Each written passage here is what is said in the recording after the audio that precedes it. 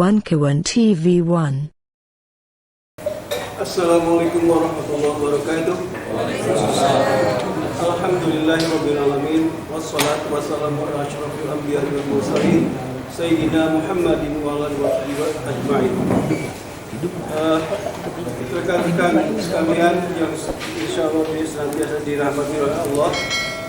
Alhamdulillah pada sore hari ini kita sekali lagi akan mengadakan suatu press conference dan insyaallah dihadiri pada saat ini telah hadir rekan kami Bapak Abdullah Katuli, Ibu yang sudah sudah tidak asing lagi Dr. Tiba, dan sebelahnya lagi adalah rekan kami Saudara Ismar Sapnudin, sebelahnya lagi orang yang juga tidak asing bagi kita semuanya, Dr. Roy Suryo, lalu sebelahnya lagi Mas Denny Apriandi dari advokat, dan sebelah saya adalah Bapak Agus Yunanto, beliau dari Forum Diaspora Indonesia, dan sebelah kami, sebelah paling kanan adalah rekan kami Mas Burhan, ya, merupakan juga advokat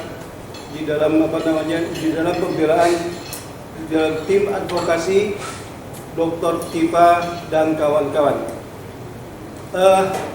Agenda kita hari ini adalah kami ingin menjelaskan perkembangan terakhir dari kasus dari berkembangnya yang sekarang ini sudah sampai ke penyidikan. Untuk itu mungkin barangkali kami pertama kali kami persilakan Dr. Tipa untuk memberikan mohon maaf, dari TPUA dulu, dari Saudara Ismar Sapnudin yang akan menyampaikan bagaimana background dari TPUA sampai dengan terakhir hari ini. Oke, kepada rekan kami Bang Ismar, silakan. Bismillahirrahmanirrahim. Assalamualaikum warahmatullahi wabarakatuh. Baik, saudara sekalian, pemirsa yang ada di rumah dan masyarakat yang penasaran tentang perkembangan kasus ini. Dalam hal ini di sini saya diminta untuk menyampaikan tentang apa dan bagaimana itu, apa itu TPUA.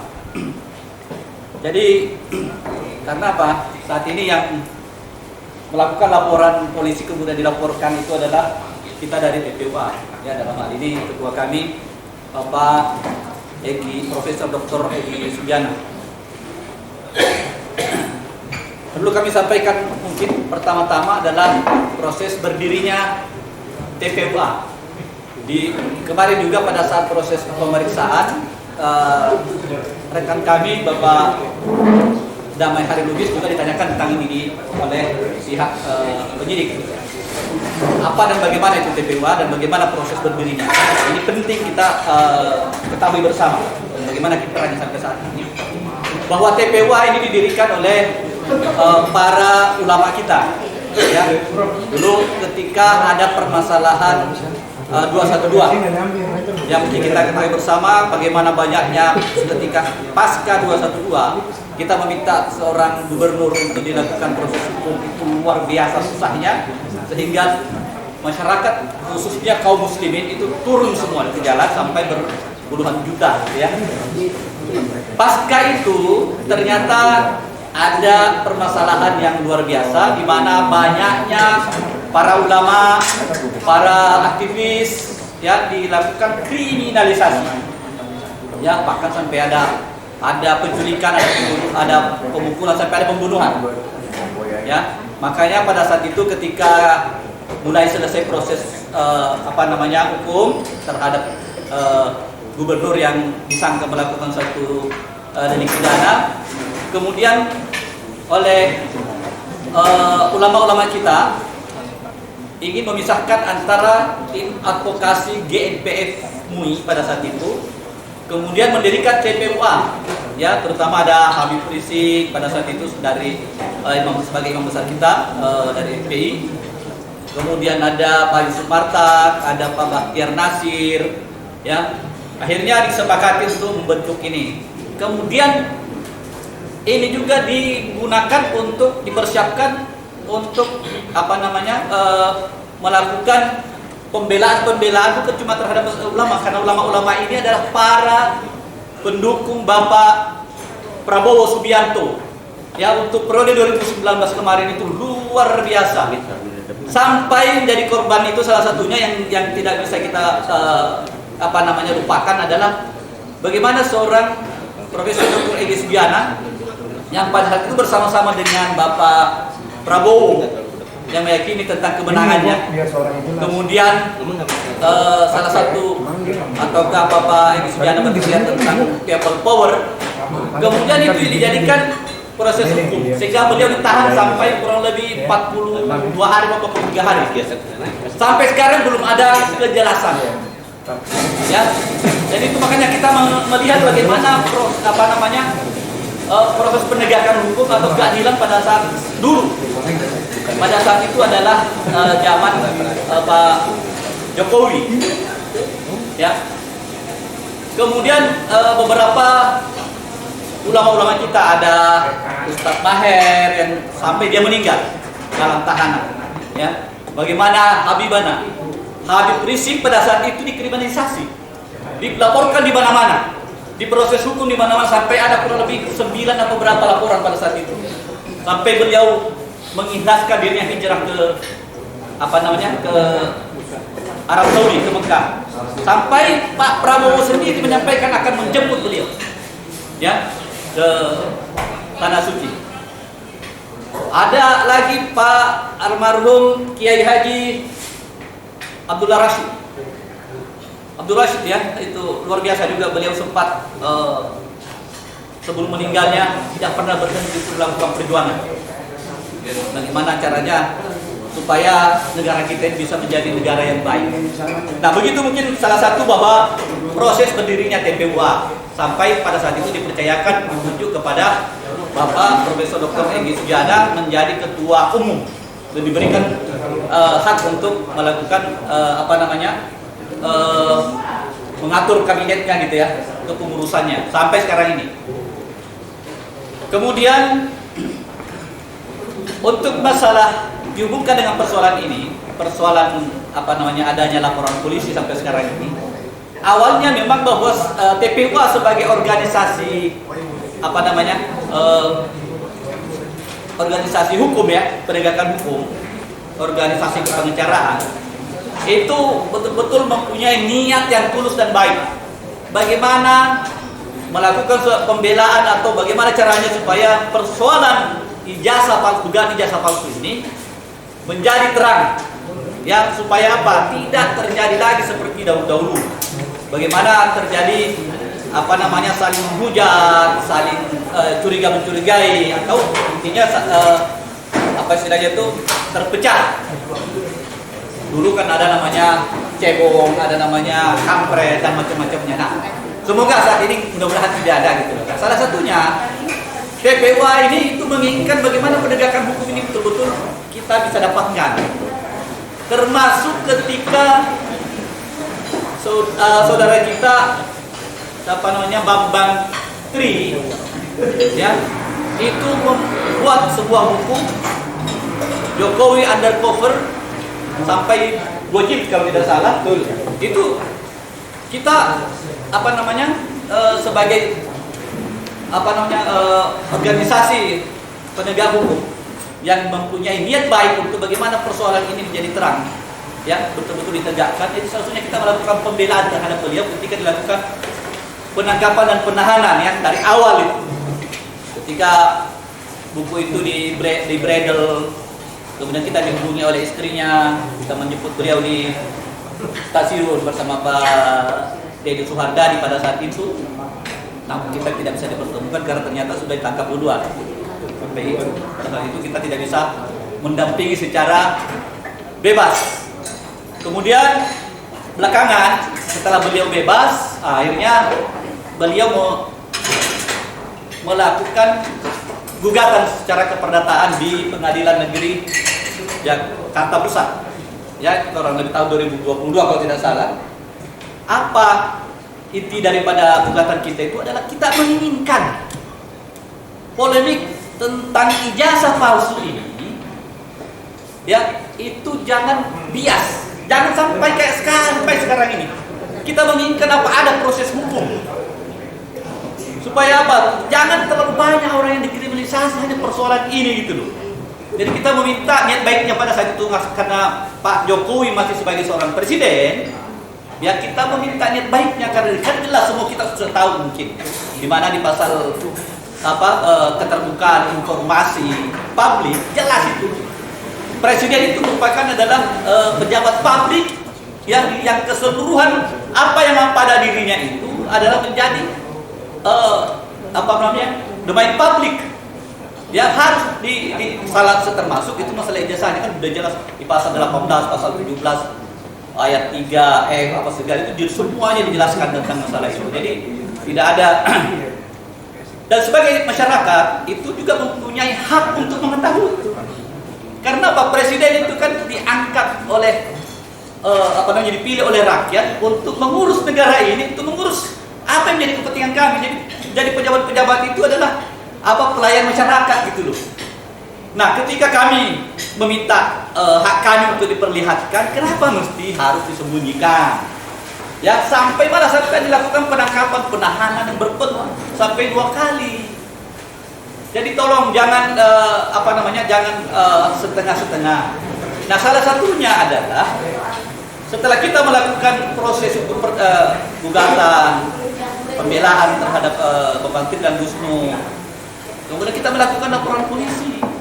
Nah, jangan disalahkan ketika ternyata begitu berjalan lebih banyak yang percaya ke kita, termasuk banyak juga kaum intelektual, termasuk mungkin Mas Roy, Mbak Tipa, Mas Rismon, ya dan Mas Taufik apa segala dan banyak masyarakat yang lain yang penasaran yang memang mempunyai niat suci yang sama bagaimana menegakkan hukum ini, bagaimana menegakkan kebenaran ini, membuka secara selebar-lebarnya. Akhirnya mereka tertarik untuk melakukan bagaimana memanfaatkan keilmuan mereka itu loh. Cuma yang kita sayangkan ini ternyata berlanjut sampai sekarang sampai mereka harus diproses hukum. Nauzubillah min dzalik. Kalau memang ada yang menyatakan bahwa kita memiliki agenda politik, ya mungkin ada benarnya mungkin itu. Agenda politik kita dalam membuka kebenaran. Nggak ada lain itu. Karena ini udah lama gitu loh. Anda masih menjadi masih dari Solo sebagai wali kota, kemudian menjadi gubernur, kemudian menjadi presiden Republik Indonesia yang luar biasa 290 jutaan itu ini warga negara kita ini yang Anda pimpin gitu loh. Termasuk kita ini semuanya Anda pimpin dengan harapan yang luar biasa buat bahwa negara ini bisa dipimpin dengan baik. Yang sampai faktanya ternyata kan kita dipimpin juga. Anda sering selama ini siapa yang berani mungkin bisa menentang kita bahwa Anda memang sedang melakukan kebohongan? Kan begitu. Di mana itu masalah mobil SMK, di mana itu 11.000 triliun, bagaimana itu IKN sampai impostornya mana itu? Ternyata sekarang jadi apa? Ya 300 miliar lebih hanya untuk perawatan, kemudian dimanfaatkan untuk apa yang kita lihat di media itu malah digunakan untuk hal maksiat. Nauzubillah min dzalik. Karena mungkin karena dibangun dengan kebohongan. Duit rakyat di mana itu semua itu dipertanggungjawabkan itu. Nah, ini makanya kami dari TPUA, sebuah organisasi pengacaraan advokat yang didirikan oleh para ulama, itu sebuah amanah yang luar biasa. Jadi kami tidak bisa lari dari kenyataan ini, harus membela orang-orang yang betul-betul mempunyai niat yang suci yang baik untuk membuka kebenaran ini. Sampai sekarang ini insya Allah TPUA berada di garis terdepan untuk melakukan pembelaan terhadap para terlapor yang saat ini sudah mulai dalam proses penyidikan katanya, ya, yang kemudian mungkin nanti akan dijelaskan masalah proses hukumnya yang banyak yang kita juga sesalkan bahwa dengan sangat amburadulnya melakukan laporan-laporan atau pemberitahuan kepada kejaksaan yang amburadul lah menurut kita. Masa cuma 1 lembar, harusnya satu laporan itu 1 kertas, ya kan, kita rugi lah. Dan itu memang prosedurnya harusnya seperti itu, bukan ada yang di Solo, ada yang di Jogja, ada yang di Jakarta, ada yang di kok dijadiin satu gitu. Kenapa sekalian semua yang pelaku teroris, pelaku koruptor itu semua dimasukin aja di sini sekalian gitu, kita bersama-sama gitu. Jadi sangat sangat miris buat kami. Kemudian lanjut daripada itu, kembali kami mempertegas lagi bahwa kami para pembela para terlapor ini insya Allah akan solid dan siap di garda terdepan untuk melakukan pembelaan secara hukum, insya Allah. Dan saat ini juga kita sudah melakukan konsolidasi kepada Habibana imam besar kami, Habib Rasyid Syihab. Alhamdulillah kami sudah melakukan konsolidasi kepada beliau dan juga kepada Ketua GNPF Bapak Yusuf Martak. Ya, kami memang mempertanyakan apakah memang harus menurunkan lagi massa supaya penegakan hukum ini sama dengan terdahulu. Beliau menyampaikan bahwa beliau masih menghargai presiden kita, Bapak Prabowo Subianto. Ya, kita masih menghargai, jadi kita masih melihat niat baiknya bagaimana proses ini dibuka betul-betul sesuai dengan jalur yang benar. Ya, jangan segampang nangkepin orang, jangan gampang mentersangkakan orang sebagaimana apa yang dilakukan terdahulu. Beliau adalah salah satu korban gitu loh. Beliau dan banyak lagi yang pendukung dari Gerindra. Mungkin demikian dari saya untuk permasalahan bahwa bagaimana TPUA itu sudah saya jelaskan. Mungkin kalau ada pertanyaan nanti setelah semua dipergilirkan. Demikian dari saya, barakallahu fiik. Assalamualaikum warahmatullahi wabarakatuh. Waalaikumsalam warahmatullahi wabarakatuh. Demikian tadi saudara kami, saudara Ismail, tentang latar belakang TPUA, tim pembela umat dan ulama dan aktivis. Baik, kita akan melangkah selanjutnya adalah paparan dari orang yang selama ini begitu gigih memperjuangkan kebenaran untuk mengungkap apa itu ijazah dari beliau yang katanya memimpin Indonesia. Oke, kepada Dr. Tifa silakan. Assalamualaikum warahmatullahi wabarakatuh. Baik, saya Dr. Tifa, Bapak Ibu sekalian, sahabat-sahabat, saudara-saudara sebangsa dan setanah air. Ya, saya di sini akan memberikan underline penegasan sekali lagi bahwa saya bersama dengan teman-teman para peneliti, para ilmuwan, para akademisi, dan para penegak hukum dalam hal ini para advokat yang berada di bawah naungan TPUA, sebetulnya kami bersama-sama sedang mencari kebenaran atas pertanyaan-pertanyaan yang berkecamuk pada masyarakat selama kurang lebih 10 tahun terakhir ini, terutama dari sisi otentitas ijazah, ya, dan kaitannya juga dengan inkonsistensi dari narasi pemilik ijazah tersebut yang kemudian menghasilkan korban kriminalisasi pemenjaraan atas kedua warga negara Indonesia, yaitu Pak Bambang Tri dan Gus Nur, ya. Nah, pada peristiwa itu kami melakukan observasi gitu ya, dan naluri kami sebagai peneliti itu muncul ketika kemudian terjadi lagi kriminalisasi yang kedua atas Pak Bambang Tri di tahun 2022, ya. Nah, ini semakin mengusik karena kami para peneliti, para ilmuwan ini, naluri dan nuraninya itu adalah mencari kebenaran untuk menjawab masalah-masalah yang terjadi pada masyarakat. Itu adalah naluri. Kenapa kami punya naluri seperti ini? Kenapa kami punya nurani seperti ini? Karena tugas peneliti itu adalah amanah Allah Subhanahu wa Ta'ala. Kami ini alatnya untuk mencari kebenaran itu. Maka sebetulnya saya secara independen, kemudian Pak Dr. Roy Suryo, juga Pak Dr. Rismon Simanjuntak, secara independen kami, secara sendiri-sendiri, melalui keahlian kami, mencoba untuk mencari kebenaran otentitas ijazah tersebut, ya, dengan keilmuan, kapasitas yang masing-masing kami miliki, ya. Nah, kemudian termasuk pada tanggal 15 April 2025 ketika kami secara coincidence itu bersama-sama hadir pada acara audiensi ya, diskusi bersama pejabat rektorat dari Universitas Gadjah Mada. Itu adalah bagian dari observational studi kami untuk melengkapi data-data yang selama ini sudah kami dapatkan melalui open source observational data. Ya, jadi untuk diketahui oleh segenap masyarakat bahwa data-data, ya, dokumen-dokumen yang sudah didaringkan oleh semua orang itu bersifat open source. Ya, artinya open source itu menjadi milik publik, ya, bukan data privat lagi. Ya, jadi ini melengkapi, menggenapi dari dokumen-dokumen milik para pejabat publik yang menggunakan dokumen mereka, ijazah mereka untuk mendaftarkan diri dan kemudian mendapatkan jabatan, ya. Ketika seseorang itu menjabat, dokumen yang dia miliki itu adalah milik publik, sama dengan apa saja data-data yang beredar di internet. Ini supaya masyarakat tahu, ya.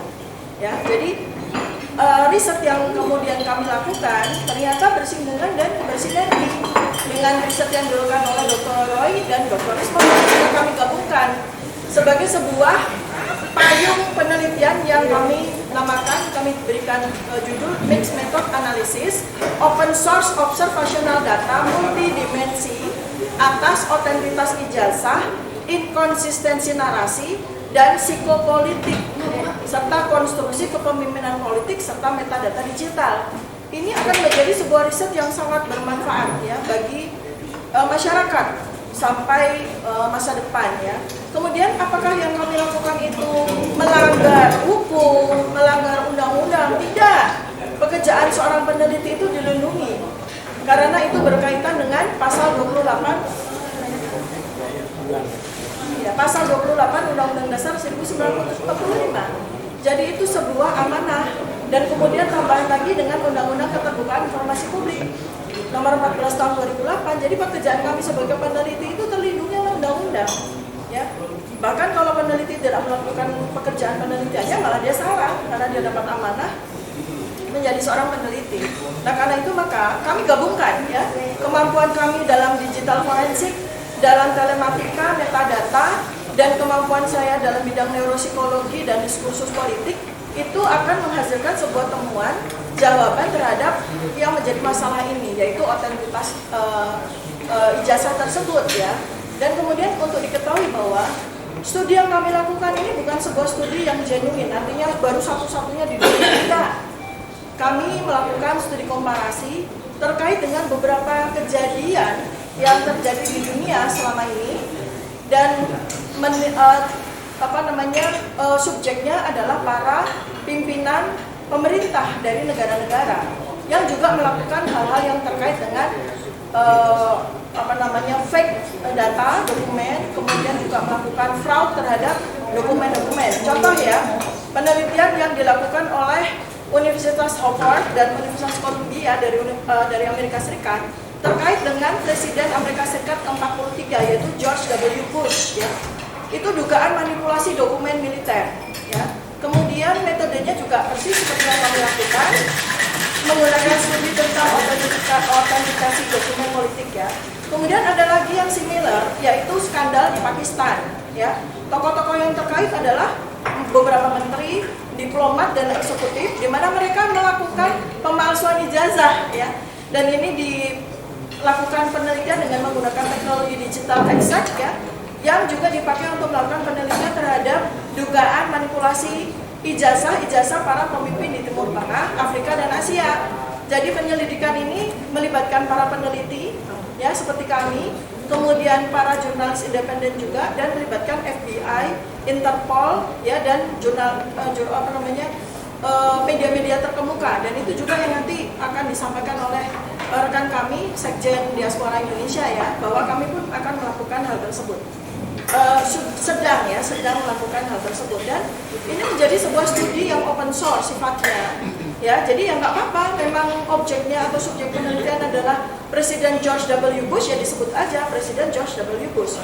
Kemudian terjadi juga pada Presiden Amerika Serikat ke-46, yaitu Joe Biden. Joe Biden melakukan apa? Melakukan plagiarisme dan klaim akademik berlebihan saat kampanye presidennya beliau. Beliau mengklaim punya 3 gelar, beliau mengklaim juara umum, ya kan, kurang lebih sama ya, mengklaim dan ternyata itu tidak sesuai dengan catatan resminya ya. Kemudian investigasi ini dilakukan oleh para peneliti, para jurnalis dan media-media. Jadi ini sebetulnya sekali lagi ya, Korea Utara juga pernah. Pemimpinnya yaitu Kim Jong Il dan Kim Jong Un ya, dua-duanya mengklaim punya ijazah luar negeri dan gelar universitas yang ternyata abal-abal ya. Dan ini sudah dilakukan penelitian oleh peneliti juga dan sudah diterbitkan dalam jurnal Asian Studies Review ya. Kemudian ada lagi politisi Pakistan, ini putri mantan Perdana Menteri Nawaz Sharif dari Pakistan. Ini juga melakukan pemalsuan ijazah dari salah satu universitas di Inggris. Kok kita jadi ingat sesuatu ya? Dan investigasi ini dilakukan oleh para peneliti independen dan melibatkan Mahkamah Agung dari Pakistan. Ya. Kemudian ada lagi Menteri Dalam Negeri Iran tahun 2008, Ali Kordan. Ini juga mengaku-ngaku memiliki gelar dari Oxford University yang terbukti palsu. Kok mengingatkan lagi ya? Karena memiliki ijazah dari universitas di Inggris ya. Kemudian ada lagi Presiden Hungaria ya tahun 2010-2012 namanya Paul Smith. Ini juga mengaku-ngaku memiliki gelar ya. Dan apa responnya ketika ternyata gelarnya itu palsu ya, gelar kesarjanaannya itu palsu, dia melakukan pengunduran diri dari jabatan presiden ya. Kemudian ada lagi Perdana Menteri Australia Julia Gillard, ini juga memasukkan latar belakang sertifikasi hukumnya. Jadi advokat abal-abal. Padahal Perdana Menteri loh ya. Kemudian ada lagi Presiden Ekuador, ini juga melakukan pemalsuan plagiarisme disertasi doktoralnya. Jadi semacam plagiarisme disertasi doktoral UI itu loh yang baru itu ya. Ini dilakukan Presiden Ekuador. Jadi apa yang kami lakukan ini dalam koridor saintifik, dalam koridor ilmiah yang dilindungi secara etika ilmiah dan dilindungi oleh undang-undang. Jadi kami ini tidak bisa dipidanakan. Apa yang kami lakukan ini bukan sebuah pidana, sebuah tindakan pidana. Yang kami lakukan ini benar-benar dalam kaidah ilmiah. Makanya ini kami juga sampaikan advokasi kepada para stakeholders di Indonesia bahkan di dunia ya, bahwa apa yang kami lakukan ini harus dilindungi, bukan malah dikriminalisasi, bukan malah dipersekusi ya, seperti itu yang terjadi sampai dengan taraf di mana kami dinaikkan status penyelidikan menjadi penyidikan gitu ya. Itu kan luar biasa sekali nanti dampaknya ke depan ya. Ya, para saintis yang kemudian melakukan penelitian secara sahih dengan metodologi sahih malah kemudian dikriminalisasi ya. Ini presiden yang teramat sangat buruk bagi sejarah bangsa kita ya. Jadi ini saya tekankan sekali lagi. Dan tentu saja kami tidak akan tinggal diam ya. Jadi satu pihak stakeholder hukum, penegak hukum di Indonesia sekarang ini sedang berlawanan dengan kami. Dan orang yang 99,9% ya kata Pak Dr. Roy dan Pak Dr. Ismon beserta para guru besar dari Universitas Gadjah Mada, beserta politikus dari PDIP Pak Gatot Suryadi, beserta semua bukti-bukti dan saksi-saksi yang juga dilakukan oleh para ahli digital forensik ya, ini malah melakukan kriminalisasi terhadap kami, melakukan laporan. Bukankah harusnya sebaliknya warga negara Indonesia merasa dibohongi, justru yang melakukan laporan kepada yang bersangkutan yang telah memasukkan dokumen ijazahnya ya. Terus terakhir ya, sebelum saya kepada kuasa hukum saya Pak Abdul Al-Kahiri, saya sampaikan ternyata betul ya, Gusti Allah itu nggak sare. Makarallah itu benar-benar terjadi sekarang. Ketika kami para saintis, para advokat, para akademisi itu mengalami kriminalisasi, tanpa kami minta bertubi-tubi berdatangan ijazah asli loh, ijazah asli bukan fotokopi dari para alumnus Universitas Gadjah Mada. Nggak cukup dengan ijazah yang bertubi-tubi berdatangan kepada kami ya, bahkan transkrip nilai asli, bahkan dokumen-dokumen asli itu mereka siap sedia untuk dikirimkan kepada kami. Ini bukan hal yang main-main. Ini kalau tidak diketuk oleh Allah Subhanahu wa taala di dalam hati nurani mereka, tidak mungkin mereka melakukan itu, mengorbankan ijazah aslinya untuk dikirimkan kepada kami demi untuk membela kami. Maka kami juga meminta kepada para alumni Universitas Gadjah Mada, ayo kita bersama-sama menegakkan kebenaran ini. Karena kita semua sebagai akademisi, sebagai orang memiliki gelar kesarjanaan, itu punya kewajiban secara moral dan etika untuk bersama-sama menegakkan kebenaran. Sekian dan terima kasih. Assalamualaikum warahmatullahi wabarakatuh. Waalaikumsalam warahmatullahi wabarakatuh. Demikianlah paparan yang disampaikan oleh Dr. Tifa, di mana beliau menekankan sekali lagi bahwasanya apa yang dilakukan oleh Dr. Tifa dan teman-teman Dr. Roy Suryo dan Dr. Rismon itu adalah dilakukan dalam kerangka sains, dalam kerangka ilmiah, dalam kerangka kajian ilmiah, dan sehingga tidak pada tempatnya kalau itu dikriminalisasi. Dan sekali lagi Dr. Tifa juga meminta kepada semua stakeholder yang punya kepedulian terhadap tegaknya kebenaran keadilan di Indonesia ini untuk mari bersama-sama bergabung untuk mendukung apa yang dilakukan oleh Dr. Tifa. Jadi untuk para umat agama Gajah Mada, Universitas Gajah Mada, tolong kita sama-sama speak up lah Anda semua. Mari kita sama-sama dukung Dr. Tifa, Dr. Roy Suryo dan Dr. Rismon Syanipat. Mudah-mudahan Allah melindungi kita dan selalu merahmati langkah kita. Baik, saya akan sampaikan kesempatan kepada Bapak saudara kami Abdullah Kadiri untuk menyampaikan pandangannya dari sisi hukum. Silakan.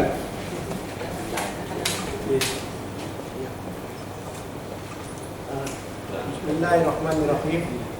Assalamualaikum warahmatullahi wabarakatuh. Waalaikumsalam. Iya, saya tambahkan. Saya kembali ke surat ini yang didapat oleh klien kami, Dr. Tifa dan kawan-kawan, yaitu surat halnya tentang pemberitahuan dimulainya penyidikan yang ditujukan kepada Kepala Kejaksaan Tinggi Daerah Khusus Jakarta yang dikirimkan tanggal 14 Juli 2020. Saya melihat di sini sebelum saya bicara tentang unsur dan tentang pasal-pasal, saya melihat di sini ini ada kekacauan, ada kepanikan menurut saya. Kenapa demikian? Karena laporan yang dilakukan oleh Pak Jokowi dan laporan yang dilakukan oleh dengan beberapa orang di Polres itu berbeda, deliknya berbeda, pasalnya berbeda, kok bisa dicampur jadi satu? Lokusnya berbeda, tempusnya berbeda, dan peristiwanya berbeda. Kalau saya beri contoh ya, ada laporan tentang pencurian di satu tempat. Kemudian di tempat yang lain ada pemerkosaan. Ini peristiwa lain ya.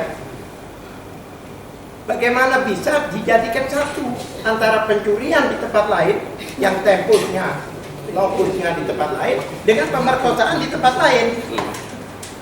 Jadi saya baru kali ini melihat satu proses hukum yang dilakukan oleh kepolisian Republik Indonesia yang amburadul seperti ini.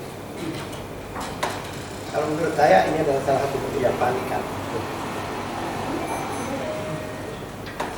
Satu hal lagi, kami tidak tinggal diam.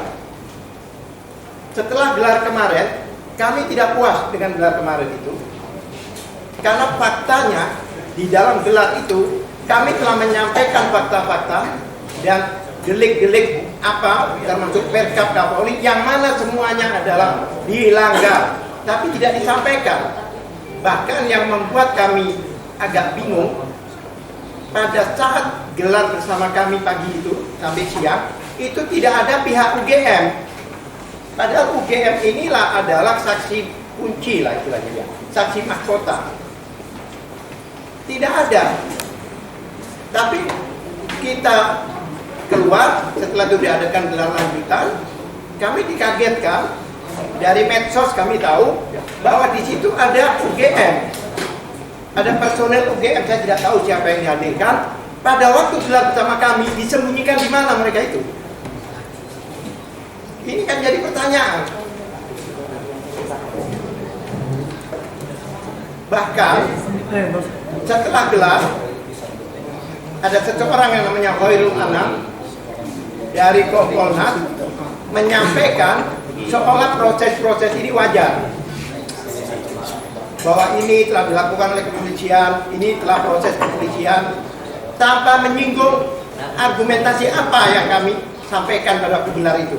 Kalau dia fair, sampaikan juga argumentasi kita.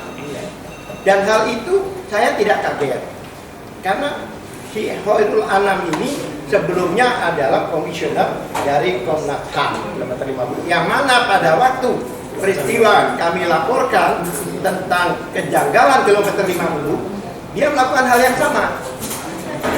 Jadi dia mengegongin aja gitu. Jadi digongin aja. Jadi apa yang dilakukan kepolisian itu dibenarkan. Jadi saya tidak kaget.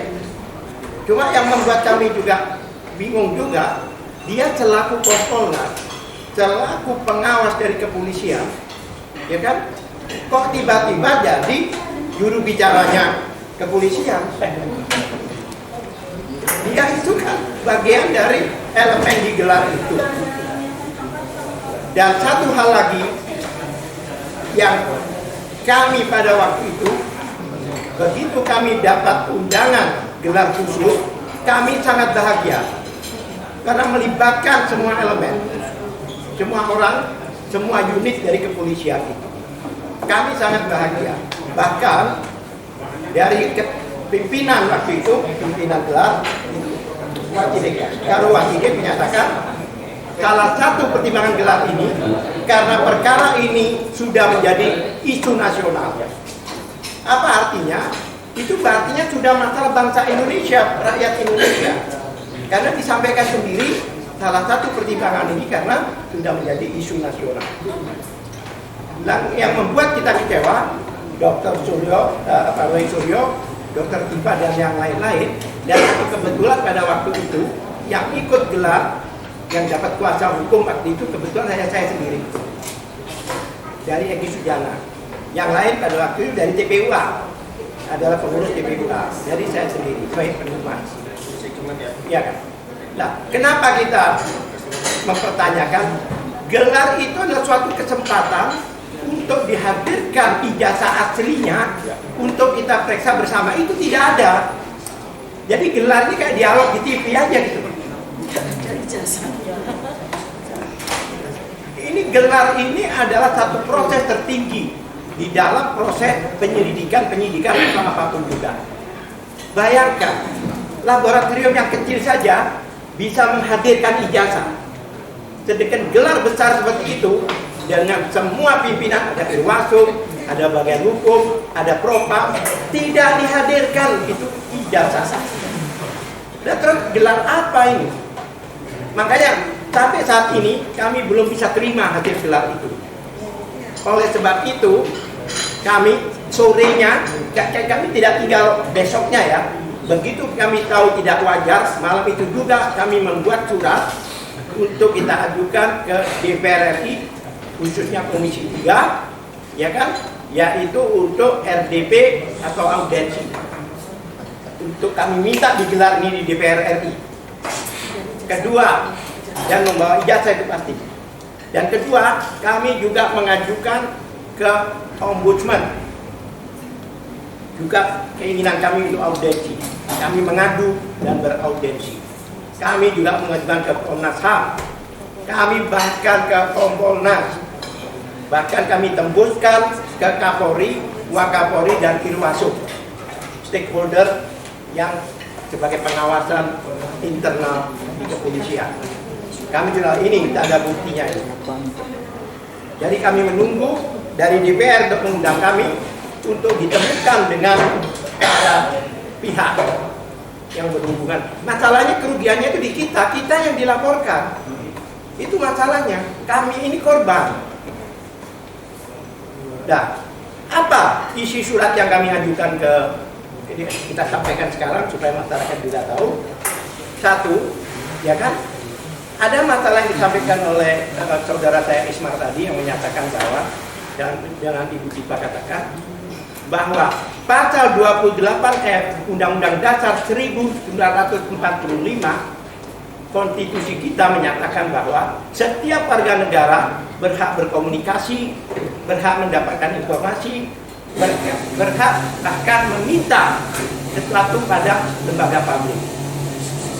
Dan hal itu dipertegas dengan Undang-Undang Nomor 14 Tahun 2008, yaitu Undang-Undang Informasi Keterbukaan Publik, yang mana pasal 1 ayat 3 menyatakan di situ, ya kan, bahwa yang dimaksud lembaga publik adalah baik itu eksekutif, yudikatif, legislatif, atau lembaga-lembaga lain yang mendapat dananya dari APBN, baik sebagian maupun keseluruhan.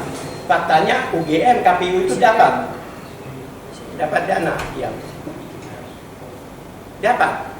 Nah, di pasal 2-nya di undang-undang itu menyatakan bahwa lembaga yang mendapatkan dana tersebut itu adalah lembaga publik, dan pasal 4-nya menyatakan bahwa setiap warga negara berhak mengakses, mendapatkan informasi dari dokumen-dokumen yang ada di lembaga publik tersebut.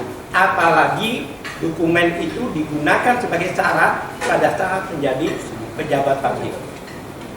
Jadi dokumen pribadi yang katanya pengacara-pengacara mereka itu, ya kan, itu jika digunakan sebagai persyaratan untuk menjadi lembaga publik dalam hal ini presiden atau wali kota, maka sudah bukan sebagai dokumen pribadi lagi, tapi sudah merupakan dokumen publik.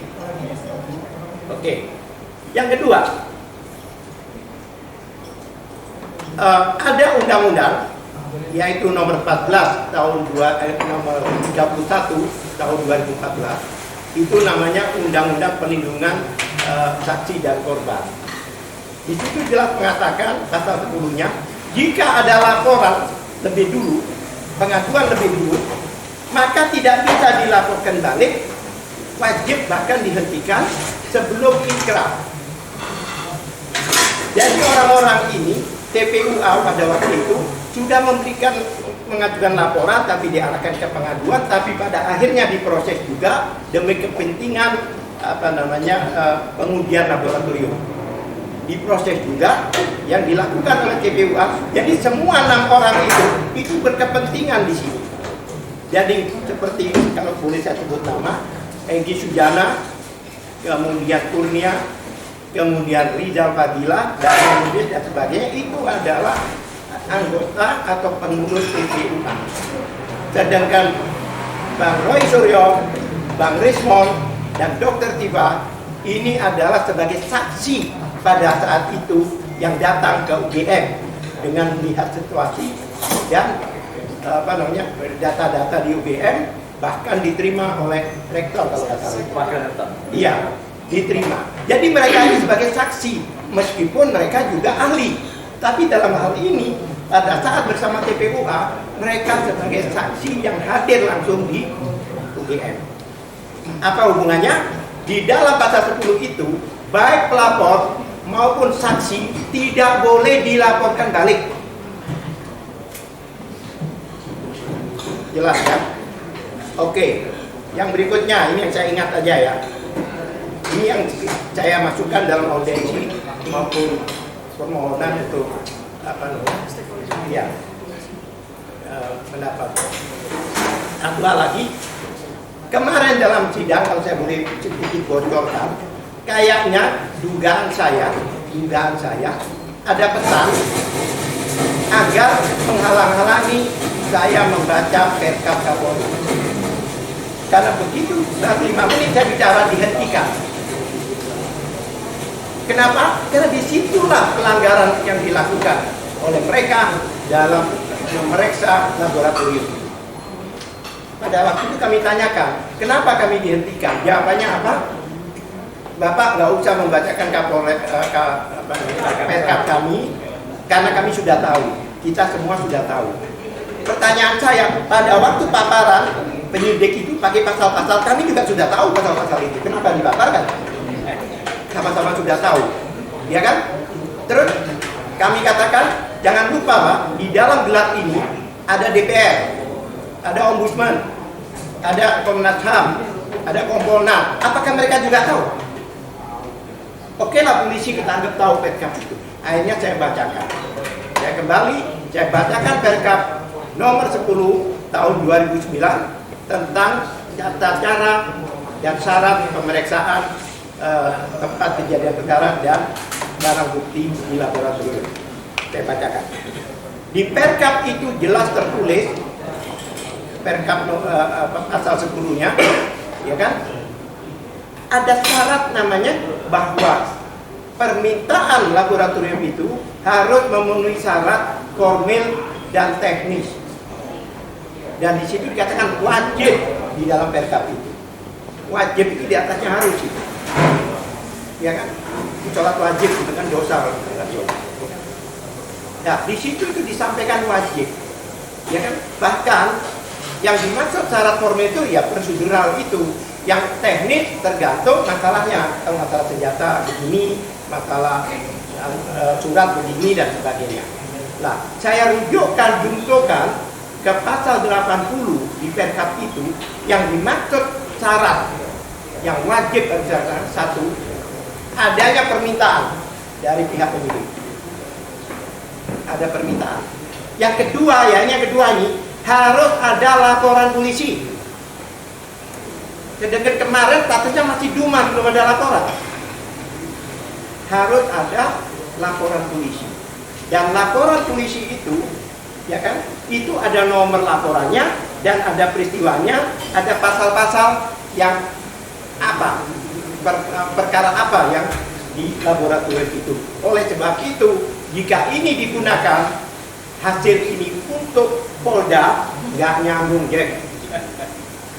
Karena pasalnya lain, nomor laporannya lain. Yang kedua, yang ketiga, syarat ketiga harus ada BAP saksi dan tersangka. Ini menarik ini. Harus ya, wajib. Saksi itu apa? Saksinya diperiksa semua, termasuk saksi pelapor. Dalam hal ini pelapornya adalah Profesor Dr. Egy Sujana, belum selesai diperiksa. Kemudian di situ ada tersangka. Apa maksudnya tersangka itu? Di dalam penyidikan, tersangka itu di akhir, nggak ada tersangka itu di depan. Berarti pemeriksaan laboratorium itu harusnya di akhir, bukan di awal. Ya kan? Oke. Yang ketiga, harus dilengkapi dengan berita acara penyitaan. Berita acara penyitaan, ya kan? Di dalam pasal 1 ayat 16 KUHP poin 16 bahwa penyitaan itu adalah merupakan proses penyidikan, bukan di rumah. Proses penyidikan. Dalam hal ini tidak dilakukan. Yang terakhir, dokumen pembanding, ijazah pembanding harus autentik juga, harus diperiksa juga. Jadi semua ini dilanggar Perkapnya ini. Sekarang bayangkan, Undang-Undang Dasar 1945 Konstitusi dilanggar, Undang-Undang dilanggar, Undang-Undang Informasi Publik, dan satunya lagi Undang-Undang Perlindungan Saksi dan Korban itu dilanggar, Perkap dilanggar. Ini namanya menegakkan hukum dengan melanggar hukum. Oleh sebab itu, stakeholder di dalam penegakan hukum di Indonesia harus tahu masalah ini. Itulah salah satu background kenapa kita minta audiensi maupun itu dengan pendapat dengan DPR RI. Terima kasih. Terima kasih Bang Al-Ghatiri atas paparannya. Dan seperti ini akan kami sampaikan juga bahwasanya apa yang kami lakukan bukan hanya perlindungan atau perlawanan dari sisi hukum, melibatkan hukum nasional, tapi juga kami melibatkan juga internasional. Dan untuk itu, untuk lebih jelasnya kami silakan Pak Agus selaku Sekjen Forum Diaspora Indonesia untuk memberikan apa yang sudah dilakukan oleh Forum Diaspora Indonesia. Assalamualaikum warahmatullahi wabarakatuh. Terima kasih Pak Teddy. Pertama, yang kedua, terima kasih kepada IFA yang telah memberikan saya hadir di tempat ini. Dan berikutnya, last but not least, we have to thank you to host of this place yang punya tempat ini, yaitu Syekh Yusuf Martak Pak Yusuf, saya di Penantum sekarang. Terima kasih ya.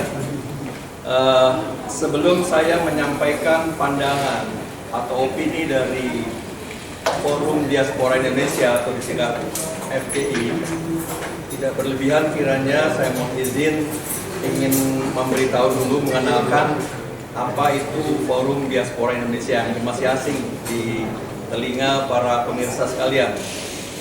Berawal dari pertemuan saya dengan Dr. Tifa di Polda Metro Jaya beberapa waktu lalu. Dr. Tifa itu dalam ikhtiar secara saintisnya itu ingin penelitian ini juga melibatkan teman-teman luar negeri. Nah, jadi ini penelitian ya, ini yang saya tangkap dari Dr. Tifa. Qadarullah, saya sejak tahun 2009 belum musim politik itu sudah waktu bertugas di Inggris waktu itu, saya sudah punya kontak person dari hampir kurang lebih 25 negara sampai sekarang, yang itu saya jaga komunikasinya. Lalu kemudian saya hubungi mereka, alhamdulillah mereka bersedia berkenan untuk membantu masalah ini ya, dari perspektif opini, pandangan, pendapat luar negeri. Nah, ini yang perlu saya sampaikan terlebih dahulu. Qadarullah, Ketua FDI kami, Forum Diaspora Indonesia, adalah Mas Chris Komari. Beliau berdomisili di California, USA. Kemudian saya, Agus Yunanto, diamanahkan menjadi Sekjen FDI. Dan Dr. Tifa juga ada di dalam grup kami sebagai pembicara utama, the main spokesperson. Ya. Jadi FDI adalah sebuah komunitas, entitas yang tidak berbadan hukum. Kami kumpulan orang-orang dari kurang lebih 25 negara yang peduli dengan kondisi di tanah air, termasuk masalah ini, polemik tentang ijazah ini. Yang perlu saya sampaikan sebagai awal ya.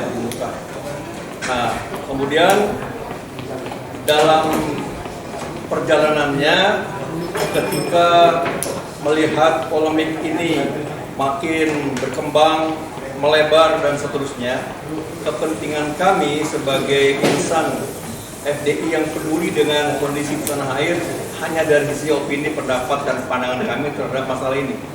Jadi kalau kasus hukumnya itu ada Habib, semangatnya Habib Abdullah Al-Qadiri, ada TPUA, ada tim advokat lainnya ya, yang dipimpin oleh Pak Abraham Samad, Ahmad Kosidudin. Nah, itu sisi hukumnya biarlah mereka. Nah, ahlinya kita punya 3 orang, Dr. Rismon Sianipar, Dr. Roy Suryo, dan Dr. Tifa. Nah, kami melihat itu semua begitu berkembang, kami berpendapat ya. Itu yang pertama. Yang kedua, perlu kiranya saya sampaikan bahwa atas dasar itu semua, apa yang kami lakukan diantaranya adalah membuat surat ya kepada 3 pihak atas nama FDI. Yang pertama, surat kepada Amnesty International yang beralamat di London, United Kingdom. Kemudian yang kedua, surat yang sama kami tujukan kepada Human Rights Watch yang ada di 4 negara, di Amerika, di Inggris, Jepang, Australia, dan Swiss. 5 negara. Ya. Lalu yang terakhir, kami juga membuat surat kepada Presiden Prabowo Subianto. Nah, info yang perlu juga saya sampaikan dalam kesempatan ini untuk mengupdate bagaimana FDI ini ikut mendukung, memberikan opini dan sebagainya. Saat ini ketua dari TPUA, sebutnya apa ya? Presiden ya, Presiden TPUA saat ini, beliau WA saya dari kemarin, beliau sedang berada di UK. Ya, jadi dalam waktu dekat beliau akan langsung mendatangi kantor Amnesty International di London. Sudah WA ke saya, ya Bang Bes ya. Egy Sujana. Mudah-mudahan Bang Egy sehat ya, di jauh di sana, dibilang ribuan kilometer ya kata dia kepada saya gitu ya. Sehat dan insya Allah pekan depan katanya mau membawa surat yang kami buat ya. Sebetulnya yang buat itu Mas Kris Komari, saya menambah kurangnya saja, tapi basicnya draftnya dari Mas Kris Komari akan dibawa oleh Bang Egy Sujana langsung ke kantor Amnesty Internasional di London. Surat itu ditandatangani oleh 2 orang, sekjen dan ketua, saya dan Pak Kris Komari. Lalu sebagai co-signer di bawahnya ada 3 tokoh kita, 3 peneliti kita, 3 ilmuwan kita, yaitu Dr. Roy Suryo, Dr. Rismond Asiholan Sianipar, dan Dr. Tifa yang ikut tanda tangan dalam surat tersebut. Dan sudah jadi suratnya, sudah ditandatangani oleh 5 orang tadi, sudah dikirim ya melalui Mas Kris Komari, dan sudah kami sampaikan kepada Bang Egy Sujana untuk disampaikan kepada Amnesty Internasional. Itulah bagian dari kontribusi Forum Diaspora Indonesia. Mudah-mudahan Mas Roy ini bisa ikut membantu perjuangan para ahli kita yang luar biasa ini. Rasanya saya apa ya, terharu dan gak adil kalau kami nggak berbuat sesuatu gitu. Makanya ada 3 ahli kita yang luar biasa hebat dan berani itu. Ya, ditambah dengan para advokat yang juga sangat berani dalam berbuat dengan segala konsekuensinya. Kalau kami nggak berbuat apa-apa, naik banget gitu. Baik, sekarang akan saya bacakan pernyataan atau pandangan dari FDI yang ini juga merupakan press release yang nanti akan saya bagikan bagi teman-teman para YouTuber dan jurnalis yang memerlukan surat kami ini. Saya bacakan secara utuh. Judulnya adalah pelanggaran hak konstitusional dan pelanggaran hak asasi manusia. Bismillahirrahmanirrahim. Assalamualaikum warahmatullahi wabarakatuh. Kami atas nama Forum Diaspora Indonesia atau FDI yang tersebar di kurang lebih 25 negara di seluruh dunia ingin menyampaikan beberapa poin dalam press conference hari ini menyangkut polemik ijazah mantan Presiden Indonesia Joko Widodo serta pelanggaran hak konstitusional dan pelanggaran hak asasi manusia oleh beberapa anggota masyarakat dan aktivis sebagai berikut. 1. Kami para diaspora Indonesia yang berdomisili di luar negeri sangat prihatin dan kecewa dengan masalah sepele untuk membuktikan keaslian jasa seorang pejabat publik menjadi polemik besar yang bertele-tele dan berlarut-larut. 2. Penegak hukum dalam hal ini Barreskrim dan Polda Metro Jaya yang memiliki tugas dan tanggung jawab untuk menegakkan hukum dan konstitusi Undang-Undang Dasar 1945 yang harus bersikap netral. Tetapi sangat terkesan, tolong dicatat ya, sangat terkesan, kami tidak menuduh ya, sangat terkesan berat sebelah melindungi mantan Presiden Indonesia Joko Widodo. Bagaimana mungkin Barreskrim melakukan gelar perkara khusus tanpa menghadirkan ijazah asli yang menjadi isu utama dalam perkara ini? Bagaimana mungkin Polda Metro Jaya menaikkan perkara ini ke penyidikan dengan menggunakan fotokopi ijazah? Mengapa Barreskrim dan Polda Metro Jaya begitu takut menyita dan menghadirkan ijazah asli milik Pak Joko Widodo? Itu saja sudah membuktikan Barreskrim dan Polda Metro Jaya tidak netral dalam penegakan hukum. Ini pandangan kami. Berikutnya, 3. Universitas Gadjah Mada atau UGM sebagai badan publik menerima uang dari publik dan menggunakan dana APBN memiliki kewajiban yang sudah ditetapkan oleh Undang-Undang Keterbukaan Informasi Publik Undang-Undang KIP nomor 14 tahun 2008. Pada bab 1 pasal 1 ayat 3 Undang-Undang KIP nomor 14 tahun 2008 disebutkan definisi badan publik sebagai berikut. Badan publik adalah lembaga eksekutif, legislatif, yudikatif, dan badan lain yang fungsi serta tugas pokoknya berkaitan dengan penyelenggaraan negara yang sebagian atau seluruh dananya bersumber dari anggaran pendapatan dan belanja negara dan atau anggaran pendapatan dan belanja daerah atau organisasi non-pemerintah sepanjang sebagian atau seluruh dananya bersumber dari anggaran pendapatan dan belanja negara dan atau anggaran pendapatan dan belanja daerah, sumbangan masyarakat dan atau dari luar negeri. Dari ayat di atas jelas bahwasanya UGM dalam badan publik. Pak Joko Widodo sebagai mantan presiden dan pejabat di Dirgantara adalah seorang pejabat publik. Semua badan publik dan pejabat publik memiliki kewajiban terhadap publik, termasuk membuat laporan secara reguler terhadap publik dan memberikan dokumen kepada publik bila diminta. Berikutnya, dalam kasus atau polemik ijazah mantan Presiden Indonesia Bapak Joko Widodo sudah sangat jelas.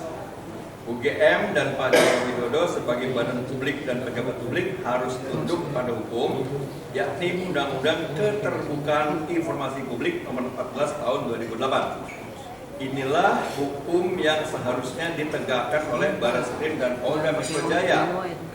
Bukan malah membela Pak Joko Widodo dengan menaikkan kasus ini ke penyidikan terhadap anggota masyarakat dan aktivis yang menjalankan hak konstitusionalnya yang dijamin langsung oleh Konstitusi UUD 1945 dengan menuntut keterbukaan informasi publik terhadap badan publik yaitu UGM dan seorang pejabat publik yaitu Bapak Joko Widodo.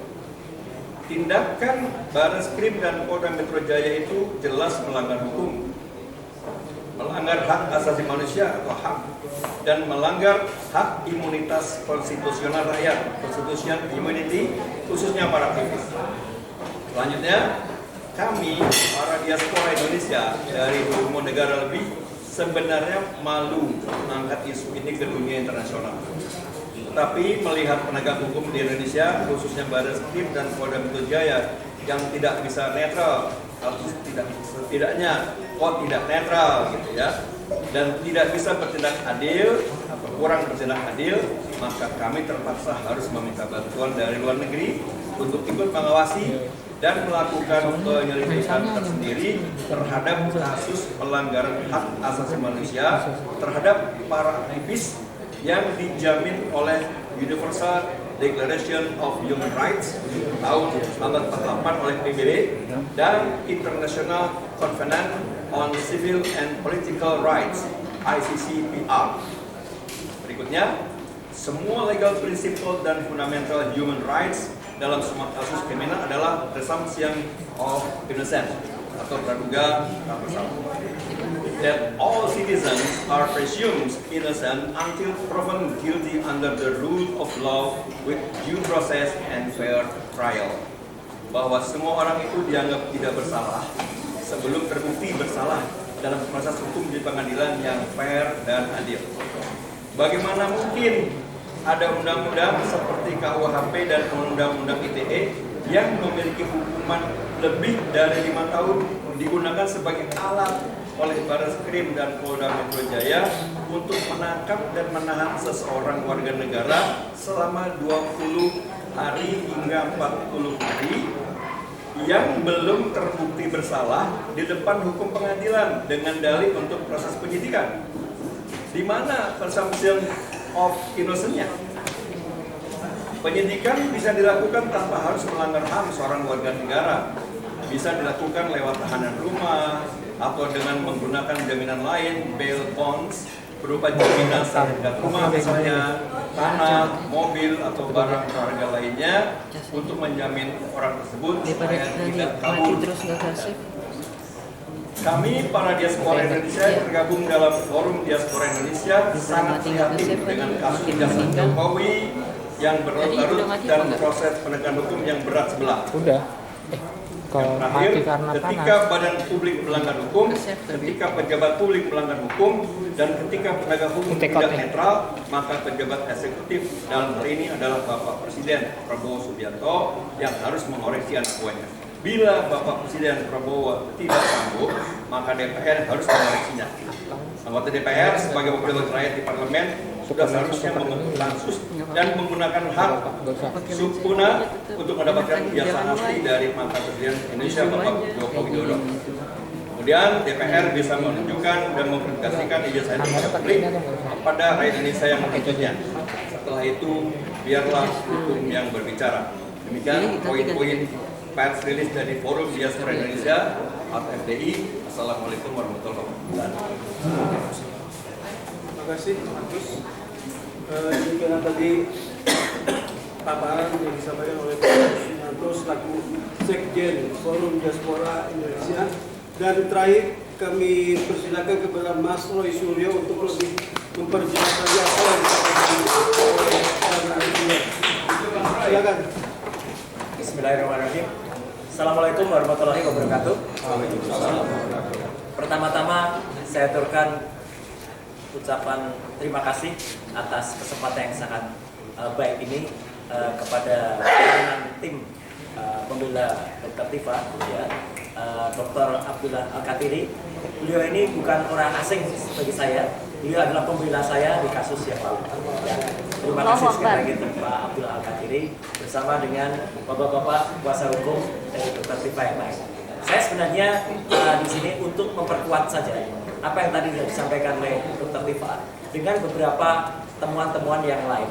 Jadi apa yang tadi disampaikan oleh Dr. Tifa itu semuanya adalah bersifat science based, artinya bersifat berbasis ilmu pengetahuan.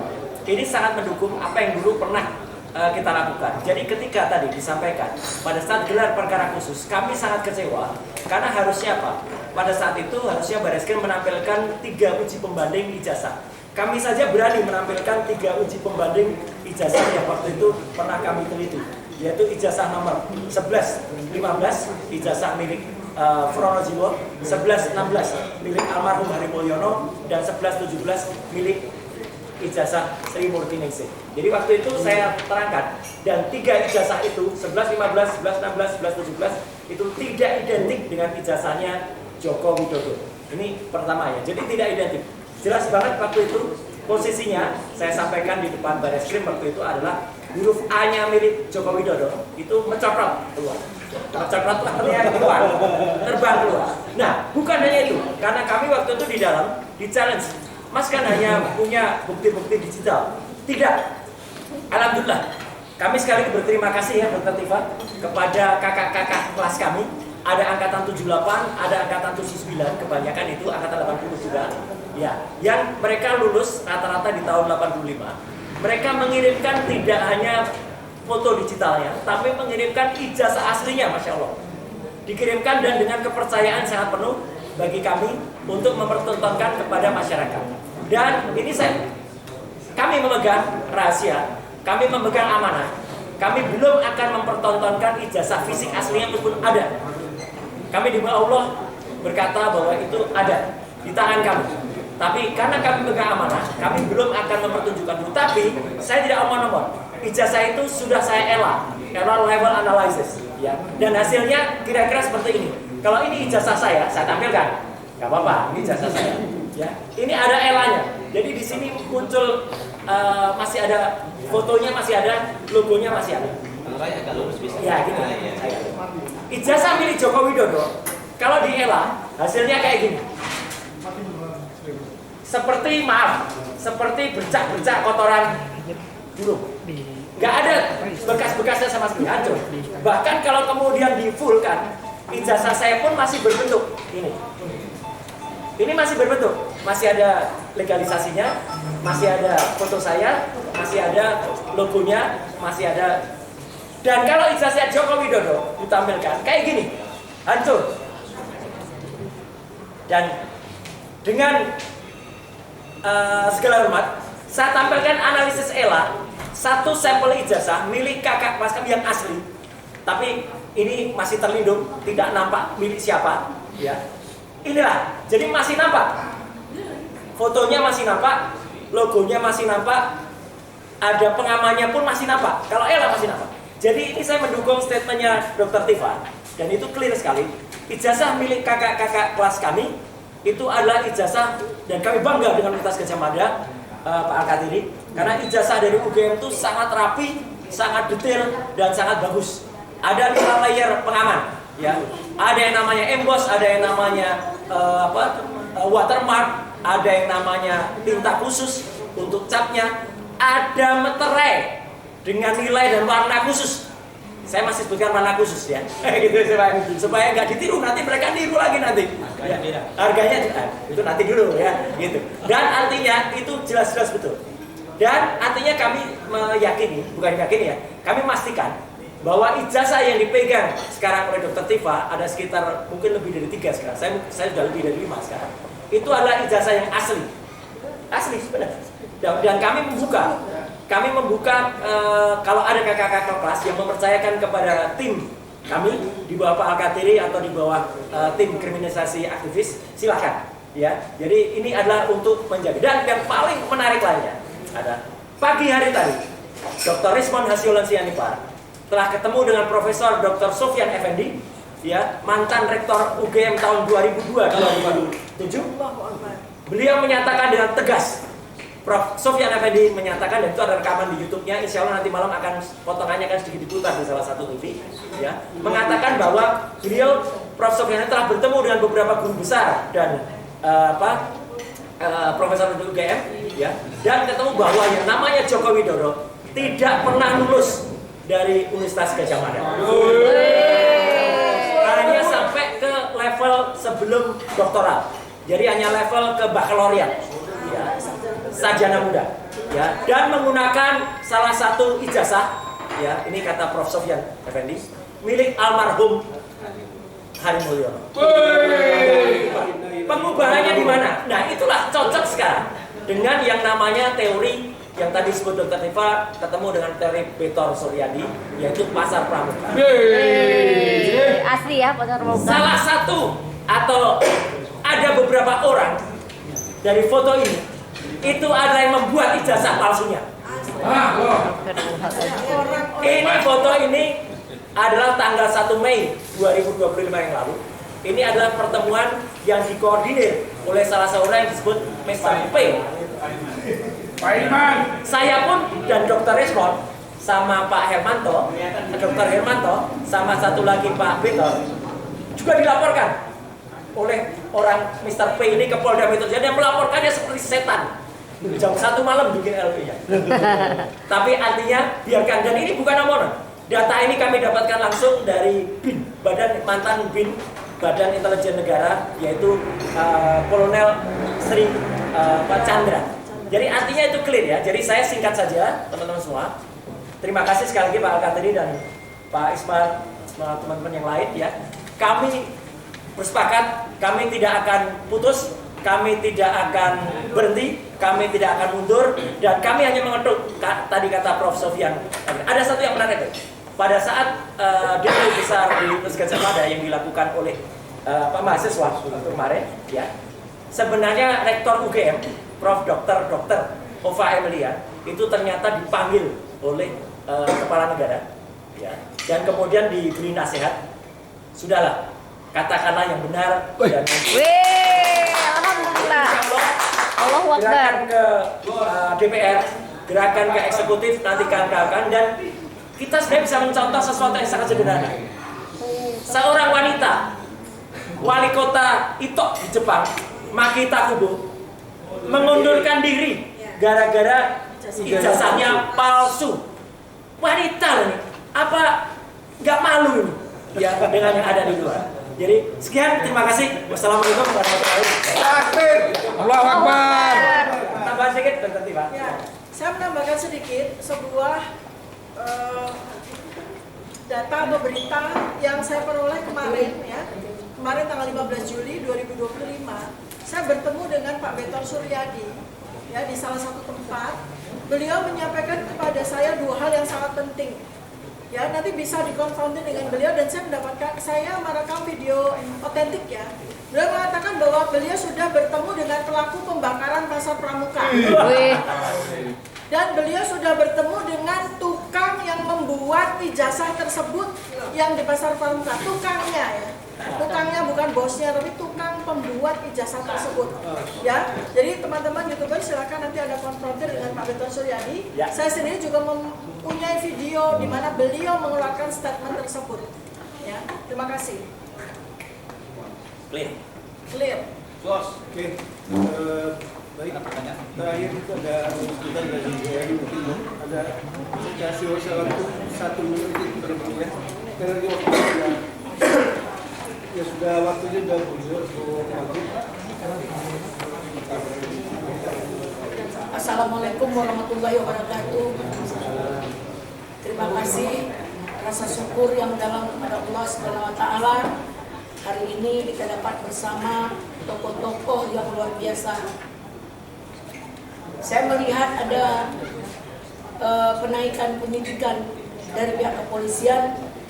Di sini terlihat bahwa carut marutnya hukum di bangsa ini sudah terlihat jelas dan nyata. Proses hukum itu punya proses, dan hukum itu sebab akibat. Ada yang tidak diproses, termasuk dalam hal ini. Kok ucuk-ucuk jadi 12 orang? Ini seperti apa? Hukum yang ditegakkan seperti apa? Dan juga seharusnya pihak Kapolri harus mensinkronkan antara Mabes Polri dengan Polda. Jangan Polda berbuat seenaknya saja tanpa ada ritme. Nah, di sini saya menyampaikan bahwa selagi ijazah itu tidak dapat dibuktikan asli keasliannya, ikrah berkekuatan hukum yang tetap, tidak ada hukum lain yang mengikat semua yang di 12 orang itu. Dan satu lagi, kita harus bangga punya ahli, anak bangsa yang berpendapat, yang mempunyai ilmu yang luar biasa, yang dilindungi oleh Undang-Undang 18/2002. Ini kebanggaan kita, kebanggaan negara yang tidak boleh diintimidasi, tidak boleh ditekan atau bahkan diberikan kebebasan yang seluas-luasnya demi kepentingan bangsa ini. Hukum adalah panglima tertinggi. Equality before the law, persamaan hak di mata hukum. Tidak ada yang kebal hukum. Kami sudah memasukkan dari TPUA surat kepada Presiden untuk audiensi. Insya Allah dari internal akan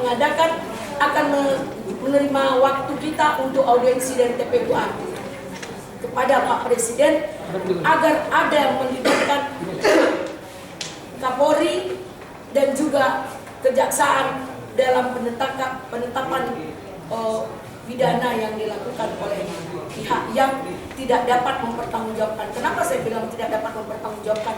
Di sini ada orang yang tidak punya legal standing membuat laporan sehingga dinaikkan ke penyidikan. Malulah seorang penegak hukum. Saya rasa Polda Metro Jaya orangnya sangat paham dengan hukum. Kenapa mau diobok-obok dengan persoalan seperti ini?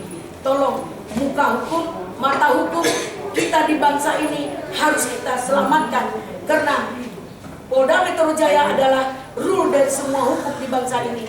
Jika Polda melakukan hal yang carut marut seperti ini, pasti Polda-Polda lain, Polsek dan Polres lain juga akan melakukan kesemenaan dalam penegakan hukum. Jangan pernah melakukan abuse of power dalam penegakan hukum. Kami minta tolong ditinjau kembali tentang persoalan perkara ijazah palsu ini untuk yang dituduhkan kepada rekan-rekan kita yang 12 orang yang tidak melalui prosedur dan tidak melalui tahap-tahap dari hukum itu sendiri. Mungkin itu yang bisa saya sampaikan. Terima kasih. Nasyur minallah wa fatul karim. Assalamualaikum warahmatullahi wabarakatuh. Demikianlah tadi saudara sekalian press conference terkait dengan penanganan dugaan ijazah palsu dilakukan oleh mantan Presiden ke-7 Indonesia Joko Widodo. Semoga dengan adanya press conference ini akan lebih memperjelas kondisi terakhir daripada apa yang dilakukan oleh Dr. Tifa, Dr. Roy Suryo dan Dr. Wismon Sianipar. Kami mengimbau untuk semua, mari kita bersatu padu untuk menegakkan kebenaran dan keadilan. Kita lawan yang namanya tidak benar dan kebohongan. Ingat, kita yakin bahwasanya yang namanya kebenaran tidak akan pernah bisa dilawan oleh siapapun. Kenapa? Itu akan bertentangan dengan sifat Allah yang maha benar dan yang maha suci. Yakinlah kita bahwasanya pertolongan Allah demikian dekat. Insya Allah kemenangan akan di depan mata kita. Amin ya Rabbal Amin, amin ya Rabbal alamin. Mari kita tutup semuanya dengan ucapan Alhamdulillahirabbil alamin. Assalamualaikum warahmatullahi wabarakatuh. Waalaikumsalam Mohon maaf warahmatullahi atas wabarakatuh. kekurangan kami selama ini. Terima kasih.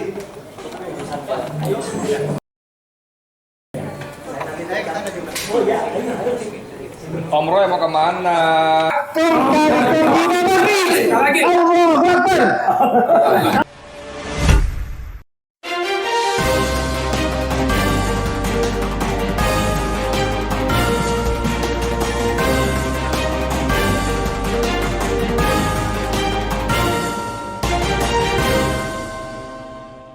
One Kawan TV 1.